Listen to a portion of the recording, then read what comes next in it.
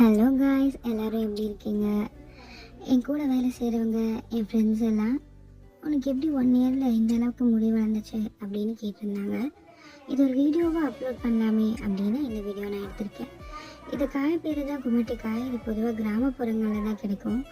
இது எப்படி யூஸ் பண்ணலாம், எப்போல்லாம் யூஸ் பண்ணலாம் அப்படின்றத பற்றி இந்த வீடியோவில் நான் சொல்கிறேன். இது ஆக்சுவலாக ரொம்ப குளுமையான காய். இது குளுமை உடம்பு இருக்கவங்க வாரத்துக்கு ஒரு வாட்டி இல்லை 2 வாட்டி யூஸ் பண்ணலாம். யூஸ் பண்ணதுக்கப்புறம் ஹாட் வாட்டரில் குடிக்கணும்.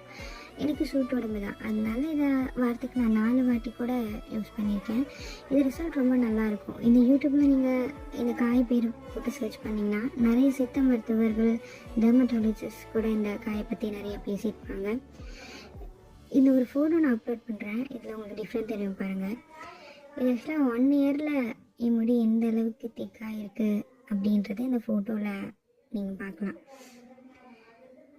இந்த காயை கட் பண்ணிங்கன்னா இப்படி தான் இருக்கும். இதை நான் யூஸ் பண்ணிவிட்டு மீதி வச்சது, அதனால் இது இப்படி இருக்குது.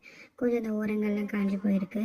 சரி வாங்க, இந்த காயை எப்படி நம்ம அப்ளை பண்ணோம் அப்படின்னு நம்ம பார்க்கலாம். முடியை நல்லா இப்படி தனித்தனியாக நல்லா பிரிச்சுக்கிட்டு நல்லா அழுத்தி இந்த மாதிரி அந்த காயை தேய்க்கணும். முக்கியமாக க்ளவ் போட்டுக்கோங்க, ஏன்னா இந்த காய் பாவக்காய் விட ரொம்ப கசப்பாக இருக்கும். இது நீங்கள் தேய்ச்சிட்டிங்கன்னா அதுக்கப்புறம் உங்களால் சமையல் செய்யவே முடியாது. அந்தளவுக்கு காயெலாம் ரொம்ப கசக்கும், சாப்பிடவும் முடியாது. ஸ்பூன் தான் யூஸ் பண்ணணும். இந்த மாதிரி ஒரு 20 மினிட்ஸ் ஊற வச்சுக்கோங்க.